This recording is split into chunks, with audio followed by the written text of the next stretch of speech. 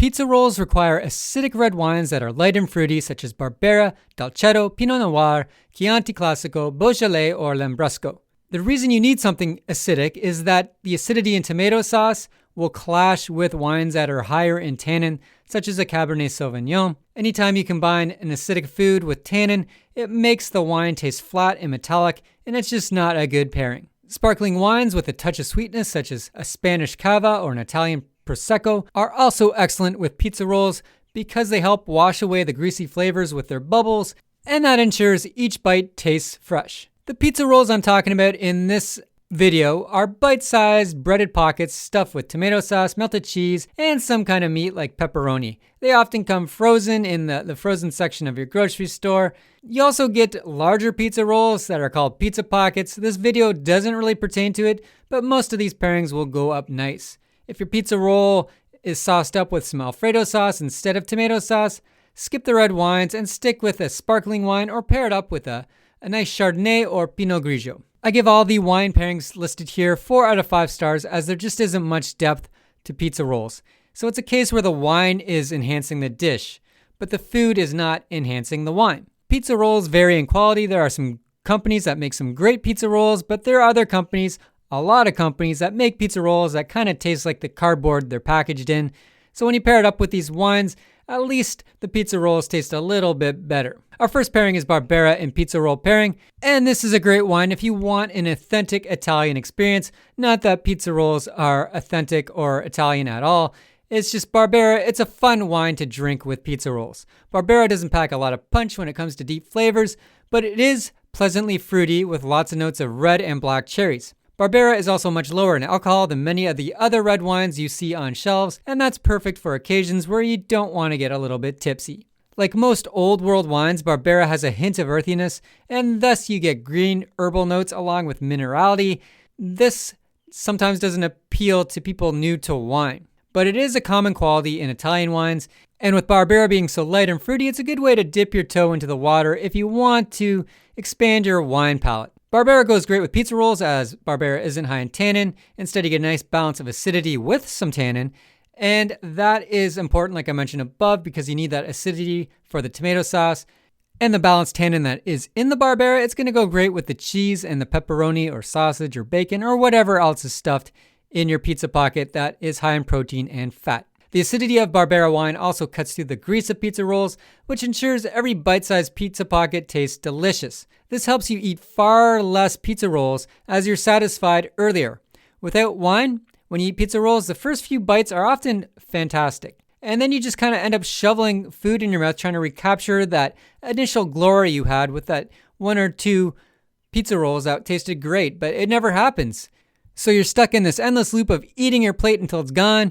But with Barbera, you're just fulfilled earlier because every pizza roll tastes as fantastic as the first.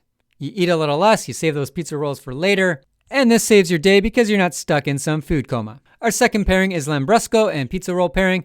Lambrusco is another Italian red wine, and it's often a little carbonated.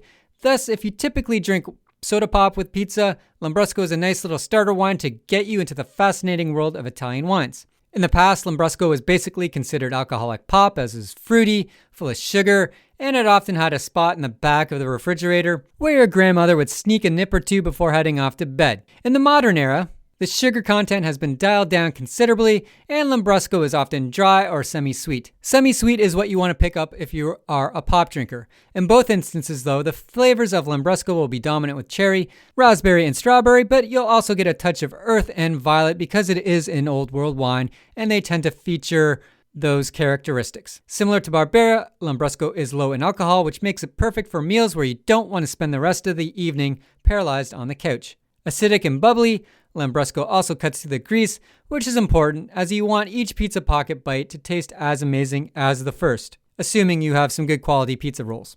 Our third pairing is Pinot Noir and pizza roll pairing, and Pinot Noir is another light and fruity red wine that tastes of wild strawberries, cherries, and raspberries. Old world style Pinot Noir is adored for its earthy funk of barnyard and forest floor. Burgundy, which is a French red wine, is 100% Pinot Noir and highly sought after, especially in its good growing years. Pinot Noir will go great with your pizza rolls as it's acidic, light, and fruity, It's also an easy wine to find compared to the other ones mentioned above, although good Pinot Noir tends to be on the pricier side as it's not an easy grape to grow. There's a phrase that you can have cheap Pinot Noir and you can have good Pinot Noir, but you can never have cheap and good Pinot Noir. I'd suggest a Pinot Noir if you're sitting down and eating your pizza rolls as a proper meal and you want to get a little more involved with the wine world. The amazing boutique of fruit and earthiness you'll find on the nose will keep you thrilled as you study all the unique aromas that hide within. Coffee, mushroom, herbs, leather, roses, smoke, violets, cola, cloves, cinnamon, and even chocolate can be found in Pinot Noir. Some New World Pinot Noirs are more catered towards North American tastes, thus they tend to mask the earthier flavors with more manipulated flavors of fruit, chocolate, or vanilla. There's nothing wrong with this style, and if you're new to wine, it might be something you prefer until you get used to dry, earthier, old world wines. You'll often find this style of Pinot Noir from California and sometimes New Zealand in bottles that are in the $20 to $30 range. Our fourth pairing is Zinfandel and pizza roll pairing, and I joke, but I say this wine, this Zinfandel, is like the 4th of July in a bottle. Or it could be like a monster truck in a bottle. Because Zinfandel can tend to be very bold, fruity, smoky, and not subtle at all. And of course, I'm generalizing here. There are lots of subdued Zinfandels, but the popular ones, the ones that aren't that expensive, again, they're very bold, high in alcohol, fruity. Many people often refer to them as fruit bombs or just jammy. And I'm not knocking this style of Zinfandel. I do enjoy this style very much, but there's a place for it. And its place is beside pizza rolls. For the most part, expect lots of flavors of raspberry, blackberry, plum, blueberry, strawberry, spice, and smoke. Low in tannin and higher in acidity, Zinfandel won't clash with the tomato sauce, which is something we want, and you get those spicy, smoky notes that complement the pepperoni nicely. Zinfandel is also great with pizza rolls that you might have a sauce accompanying. For example, barbecue sauce. Zinfandel loves barbecue sauce. Our final pairing is Prosecco and pizza roll pairing. And this final pairing is perfect for occasions where you are either binge eating pizza rolls on your couch or at a large gathering where you're serving pizza rolls as like a snack or an hors d'oeuvre. Prosecco is an Italian sparkling wine that is a little citrusy in flavor, but otherwise it tastes clean and refreshing.